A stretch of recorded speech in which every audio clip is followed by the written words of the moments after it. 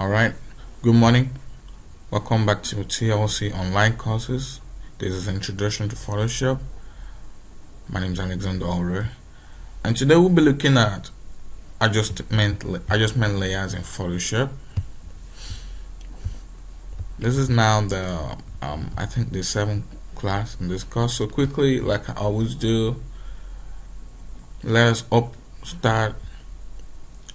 Just for now, let us just start a new project. Go to print, letter, and let's start that. Let's create that. Alright, so in Photoshop we have a feature called adjustment layers. I don't know if to call them a feature per se, but this is how you add adjustment layers from here and from here, image, adjustment layers. So those are the two places you can go to add adjustment layers. But there's a catch, and I'll show us later. Adding adjustment layer from here and adding it from here. So quickly, let me demonstrate the two. And just before I do that, before I do the demonstration, let me just introduce us to this set of tools here, or features, or effect. I don't know what to call them. But these are adjustment layers here, and you have this one, solid color, gradient pattern. This one at the top is used to add basic color effects, color texture effect. These three at the top. This group here is used to manipulate light, and you understand that in a minute. This group, those four here, are used to manipulate light, and we have the brightness, level, curves, exposure. It's all used to manipulate light, and the gamma sometimes. This group here is I'll say probably this one is a special effect. It's used to manipulate color. So this one focuses on color, the vibrance, hue and saturation, color balance, black and white, photo filter. Basically, all of this group manipulates the color of your photograph or your artwork. And this down here, in a way they manipulate color too, but in a very crazy, adventurous way. Alright, let's just dive into them. Sometimes some of these features are hard to explain on the fly. Best thing to just demonstrate them. So I've prepared a few pictures to work with, but you can go ahead to just use any picture of your choice. I'll probably provide some of these pictures in the resource file, or I may not. So go ahead and get some pictures prepared on your system, and then work with them, because any will do anyway. So quickly, I'm just gonna go to File, Open. Yeah, I have a few pictures. Yeah. First, I'm just gonna open this my dish picture I prepared. Okay, yeah. Notice how I've used File, Open, and we are in a different document entirely. Okay, good. So yeah, that's the picture of one of my favorite dishes. Okay, so quickly, let me do a solid color on this. Of course, I probably wouldn't do a lot of solid color on, I mean, on photos like this unless I was doing it real photo manipulation, which is a different class. I mean, photo editing, which is a different video on its own. But I'm just gonna do that here just for demonstration purpose. So before I do that, this is this is very, how do I put it? The theme here is bright and white. So let's say I wanted to tint this a little bit. The solid color. See, I wanted to tint it to say reddish. There we go. And next thing I'm gonna do is come here and add the blend mode, some of some sort here. Yeah, I probably go to Hue. And now my photo is looking like something you shouldn't eat.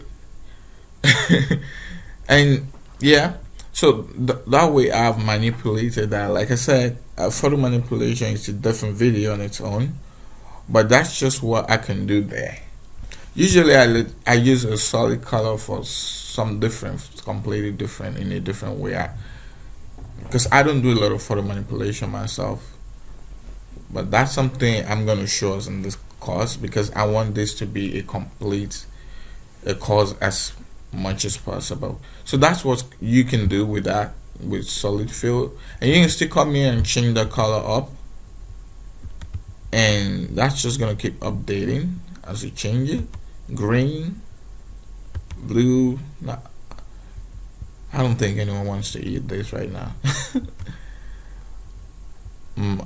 Purple there, very dark blue, and I'm just gonna stay around this region of blue. None of this looks like something you should eat anyway. So that's solid color right there. That's the way you can use it. I could decide that it is something that I wanted to show us in the mask class, and as a matter of fact, I'm still gonna add this as a sub video in the mask class. So you probably will find this in the mask class. So I could click inside this mask, and that's the thing. Every adjustment layer that you create will come with its own mask. The mask already prepared for you. Notice that if I created just a layer, I'm not gonna have that mask unless I had the mask. So let me just remove that. If I create an object that creates its own layer, like the shape tool, if I use the shape tool this way, that's also gonna create its own layer, but it's not gonna come with that mask unless I add it that way. The text tool will create its own layer. Just gonna type on my name here. I'm gonna make it real big with holding Control and Shift, and this greater than on the keyboard. I'm trying to make that big. I guess they stopped that feature from working. So let's just come in and make that big normally. This must be a really large picture. Okay.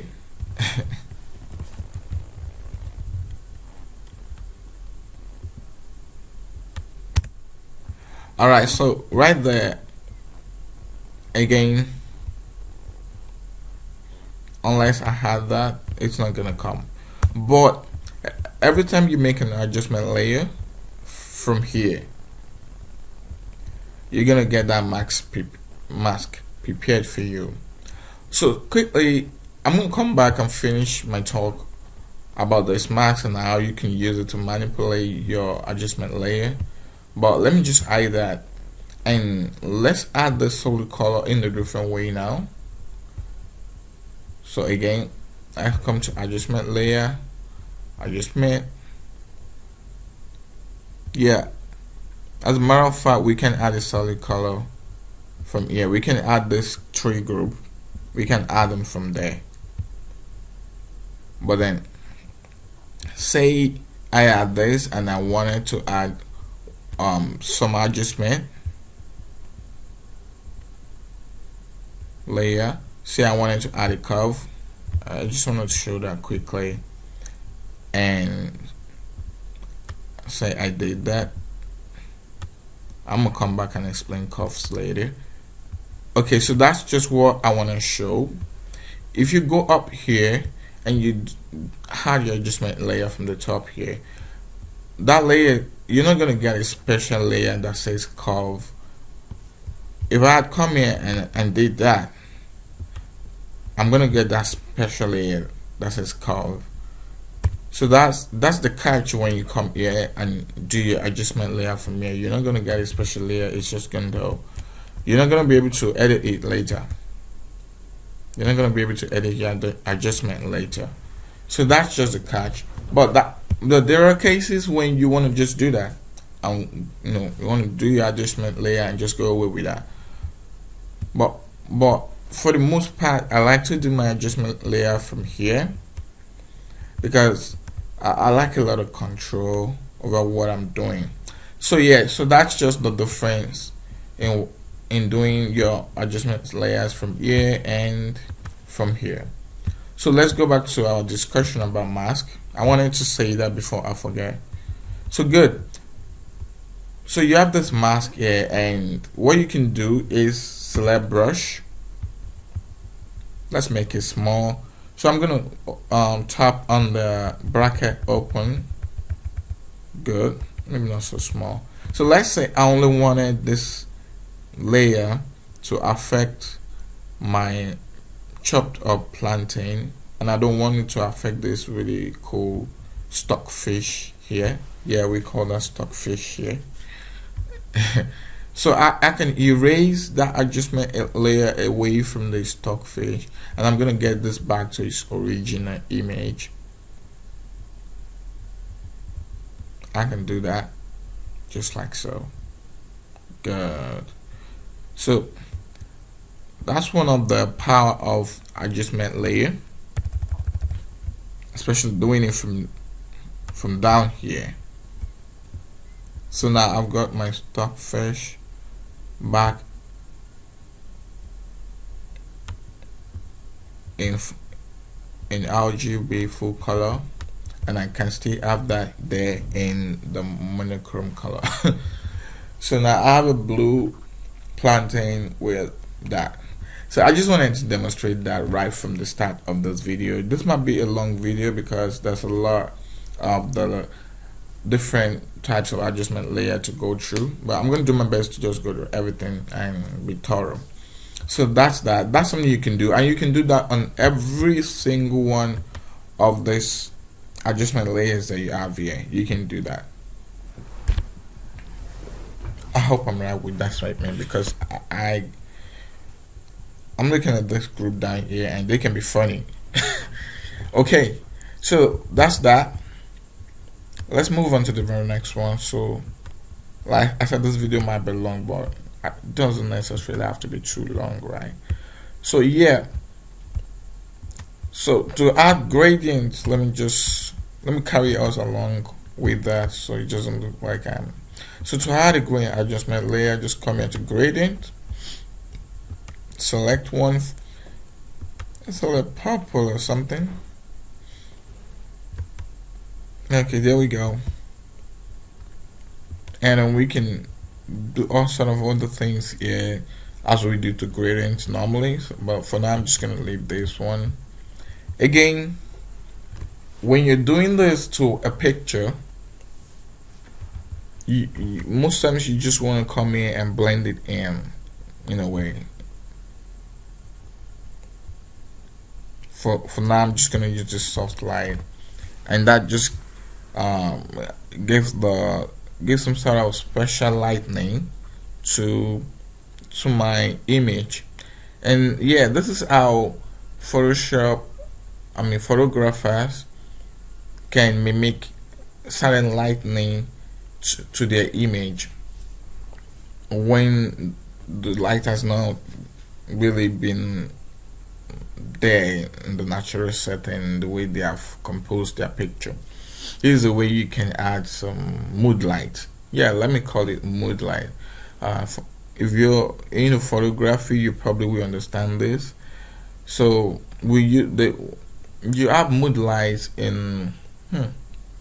I'm from Africa, so we do a lot of functions and parties. There's a wedding, there's a big party, there's a name ceremony, there's a big party. It's a big party for everything, and we get a hall, and everyone is having fun. And around where the celebrants are gonna be, there's a mood lightning, much like uh when you go to a show and there's mood lighting all over the place, just lighting the place up, making the stage look all lighted up and colorful. And you take a picture in that setting, and there's gonna be a lot of light in your picture and a lot of colorful light, just lighting up the artist or the musician in a way that is just really interesting. Now, a way to mimic something like that in Photoshop is to add a gradient adjustment layer. Just manipulate your gradient, add more colors if you want, add more stops, and then choose the appropriate blend mode here. You can even reduce the opacity if you want it to be really soft and gentle effect right there. I'm gonna put that at 50%, and you see my lightning is now really gentle and almost natural now, right? Well, I'm just gonna leave it here because I'm trying to make a point and I want it to be really bright and colorful. So good. So that's that. I don't do a lot of patterns, so I'm gonna skip this one. But that's just the way you can do that too. Add a pattern, and I don't do a lot of patterns. Okay, so let's open up another image of mine that I prepared, and you can leave the same image you've been using, or you can open up another image too, that's fine.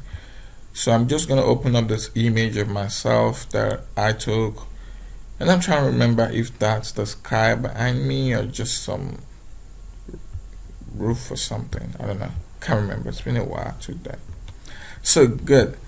Now let's look at these 4 groups of adjustment layers, and I said this all manipulates light in terms of brightness. Levels manipulate the blacks in your picture or in your work.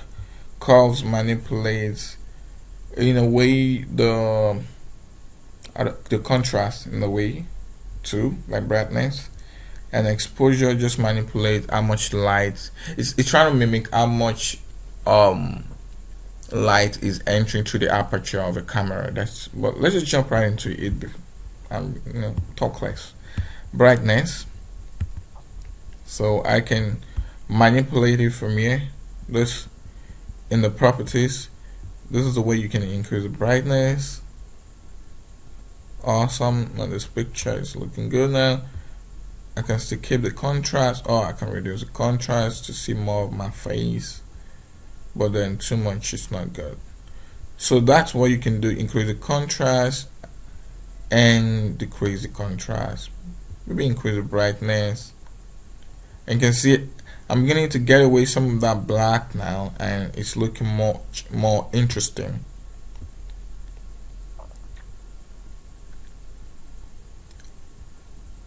That way. So that's how to use brightness. It just helps you to brighten things up, basically. So I'm gonna remove that because later I'm gonna be talking about how you can combine brightness and curves and days, and just stack layers of adjustment layers on top of each other and create some interesting effect. But right now I'm just talking about each one uniquely, so I'm not going to stack any on top of the other. So let's add that brightness layer. Let's add levels. Like I said, levels are just the black in your picture or your artwork. So if I drag from here forward, I'm adding more black. If I drag this in, I'm reducing the black and getting brighter. That's just what happens in the end. This slider helps me to go slide more off black or more off bright. So, and sometimes you can use some of these adjustment layers, especially the ones with lighting, you can use them interchangeably to get the same effect you would have gotten with the other one. What I'm saying is, you can actually adjust your levels enough to get the effect you would have gotten with brightness. And if, by the time I get a contrast, you see it's almost the same thing again, except the exposure, which is very different though. With the curves too, it's similar. You can adjust curves enough to get the same effect you would have gotten with brightness and contrast. That's not to say they're not different anyway. So I can reduce the exposure this way, increase the exposure. So that's what that is doing basically. This down here is reducing or increasing the exposure for me. You can come here and just type in the number you want if you know where you're going. So that's levels basically. And since levels, most people when they use levels they want to give more black. So right now I'm just gonna allow these levels to be in the region of black here. There we go. My background is completely gone. Okay, so let's add that. Let's come to curves, probably the most popular adjustment layer people use on pictures. So again, you can do a here along this line of curves right here, you can add as many nodes as you want. You can see you get this plus sign when you're on the line, so you can add on the curve when you can add as many nodes as you want. But let's start with a simple node, the one node right here in the middle, and just drag the curve up in a way that is adjusting both that is adjusting the brightness. At the same time, it's also reducing the, when you go up this way with one node, let me just explain what's going on here. When you go up with one node this way, you are adjusting you're increasing the brightness and also reducing the contrast. When you go down this way, if I adjust that same node and I bring it down this way, I'm reducing the brightness, but I'm increasing the contrast. So try and get what I'm doing with what happens with curve. Curve manipulates two things: brightness and contrast. I think contrast along the horizontal axis and brightness along the vertical axis this way. So again, if I go up with a single node, I've increased the brightness, but I'm reducing the contrast. If I go down this way, I reduce the brightness but increase the contrast. Okay, so here's what I do a lot. I use two nodes, especially when I'm working on pictures. If I add a single node here, I can increase the contrast right here, but then I can add another node down here just to keep the, I can increase the brightness up this way up right here, and down here I can keep the contrast, as a matter of fact, hard to eat. So of course my face is right, it's gone right now, so I'm just gonna reduce the contrast instead. But that's what I can do. I can add as many nodes as I want. I can be crazy right there if it's necessary. Right now I'm just balancing, I'm just doing a balancing work between those two. When I have a node in the middle here, I'm balancing, and this third node in the middle here is doing something. I'm just getting really adventurous right now, and I don't name that anymore. But that's what I do. For me, most times I don't go beyond 2 nodes. Sometimes I find myself reducing the brightness and reducing the contrast too. That's what you get with that kind of curve. But most times I use this curve, or I bring this down to keep the contrast. Most time keep the contrast just enough for me, and I increase the brightness up this way. But for the most part, you're gonna do just this. For the most part, you're gonna use this curve. Okay, or maybe I shouldn't tell you what you can do. Go ahead and be interesting, be adventurous with curves, do a lot of crazy things. Alright, moving on. Exposure. So we have 3 things to adjust here. The brightness, obviously, the exposure. Basically what the exposure is doing is it's mimicking a camera. It's pretending as if the camera's aperture was opened longer, for a longer period, and allowing more light to come in.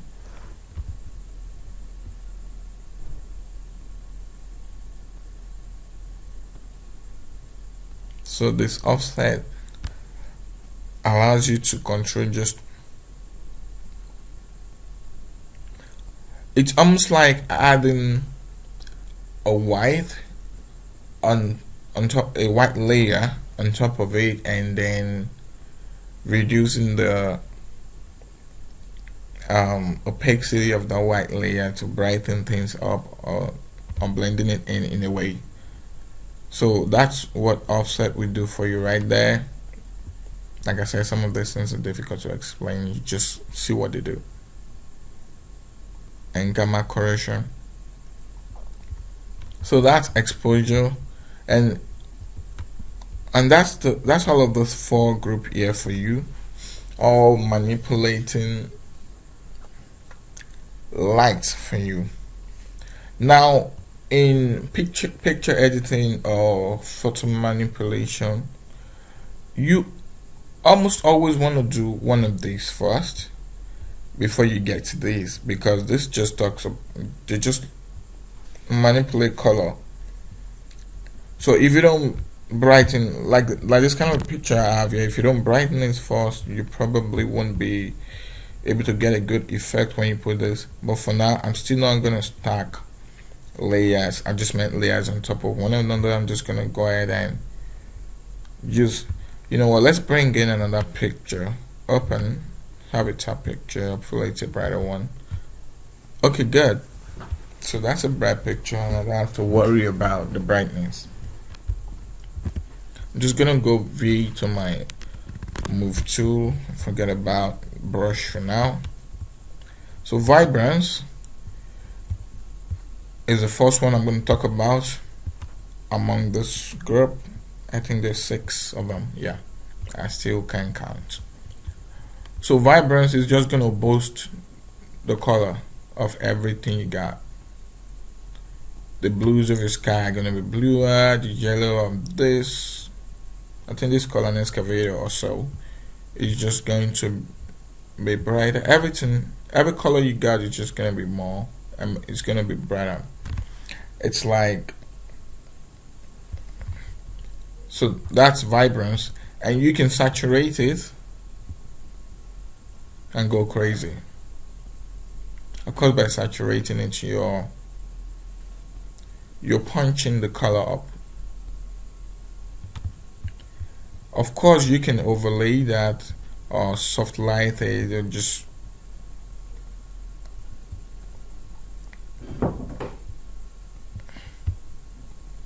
You can multiply it or just add that effect. I mean, blend that effect in a gentle way. Maybe lighten there. Give it that pasteurized touch. I like pasteurizing things. I don't know why. All right. Give it a screen or lighten. But for now, I'm not gonna blend in. I just want to show us what happens when you use Vibrance on a picture. You just you boost everything, color, contrast. Maybe not much of contrast, but you boost a lot of color, and the colors become really saturated. Red becomes really bright red. Green becomes bright green. Everything is all bright and punchy. It's like adding a layer of yellow to things, and yeah. Okay, so I'm gonna hide brightness now. I mean, hide that vibrance and come to Hue and Saturation. This I use a lot, and I think I might have to spend a while talking about this one because there are a lot of interesting things I do with Hue and Saturation, especially when I'm not dealing with a picture. I'm just looking at an object. Well, most time a picture though, really. I just draw. Okay, so I can adjust the hue here and get some interesting effects. Make this color. So basically, I'm tinting this color. I mean, I'm tinting this picture. So I can tint purple. So by adjusting the first slider here, I can tint this picture to some really interesting look, if that's what I'm going for.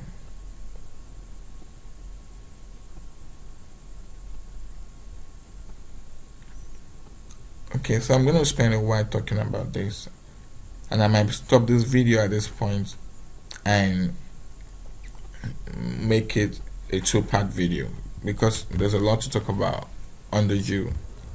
I might. This is I will.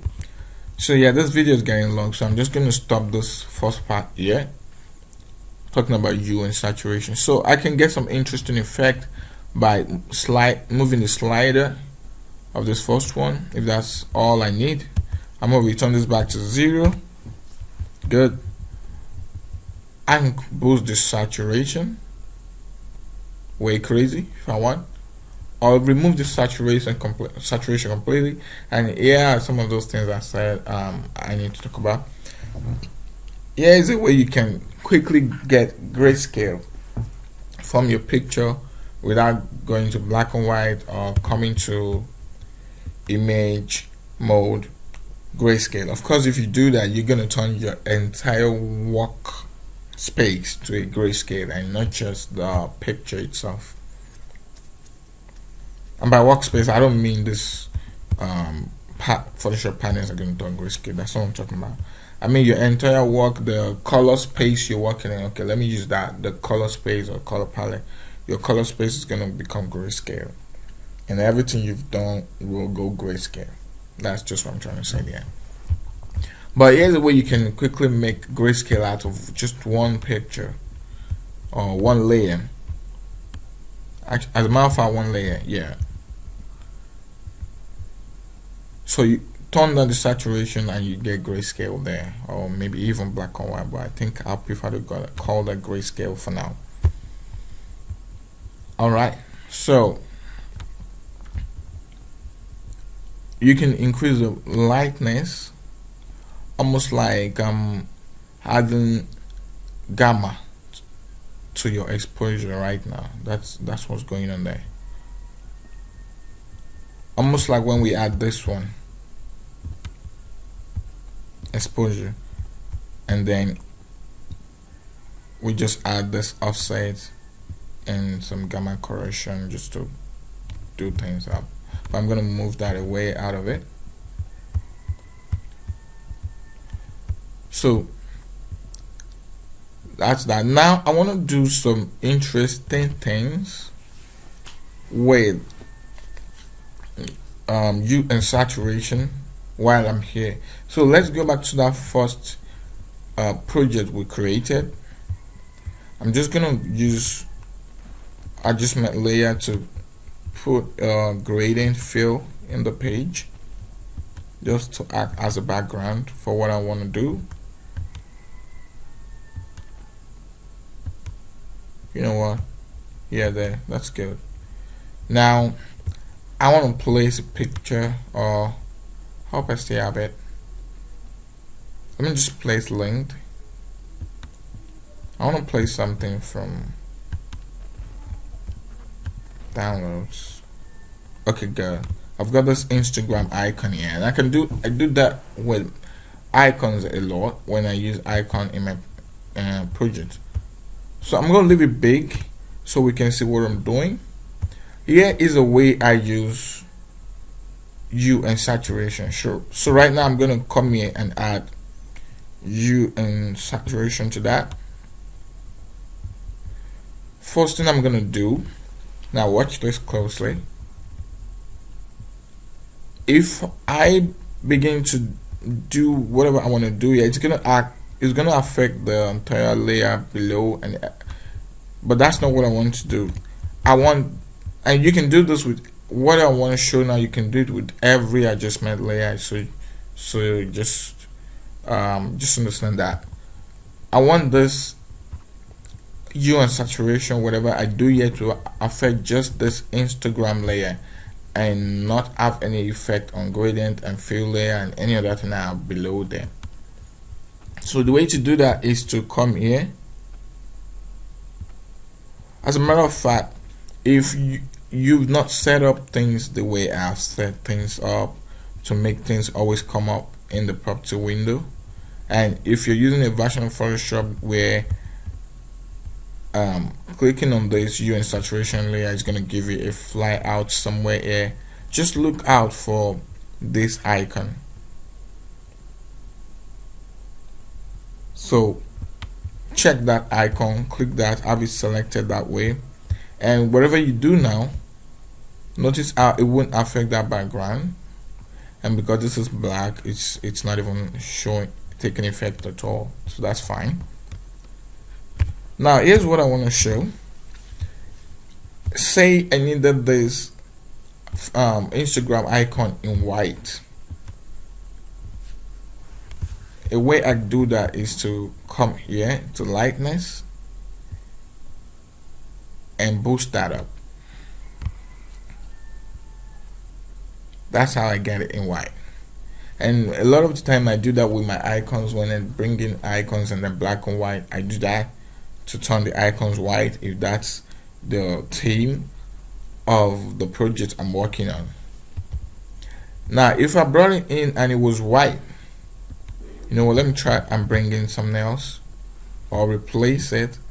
I know I haven't showed us this before, but when you bring in an image, a way to replace that image is to right click it and come to right click that layer of the image, come to replace content.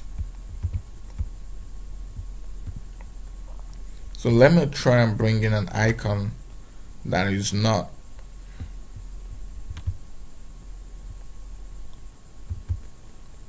Okay, so this is a bit different. Alright, I'm gonna use the, let me just do a bit of manipulation here. First of all, let me rasterize that layer, and I'm gonna use this icon, this magic one, to select the whites, remove it, select the whites, remove it. We're gonna discuss selections layer later. I think that's the next video. We'll be talking about selections. So good, I'm here now. So now say this has come in white or color, any other thing, and I needed it in black. Let me even hide this background for now. So good, so this can be very obvious what I'm trying to do. So let's say I need this WhatsApp icon in black. I can go to my hue and saturation. So instead of boosting this up, this lightness, instead of going the right, I take it back to the left, and that's how I get black icons. Awesome, right? Very nice. Good. Now, one final thing. Let's say I needed this icon not in black, not in white, but I need it in a special color, say any color at all, but I need it in the color. I'll come to Colorize. Of course, I'll have my lightness in the middle again. I'm just going to have boost in hue and saturation along 50, the about, and then I can then move this to the color I want. I can get that green again. Oh, I don't want green, I want blue now. I can get blue again because I checked Colorize, and I can do that. I can get red. Now I've got red here. It's all about now manipulating my saturation. So either I manipulate. Okay, there are two ways I can make this a bright red. If I'm not getting a brighter, as you can see, I can't get a bright red here.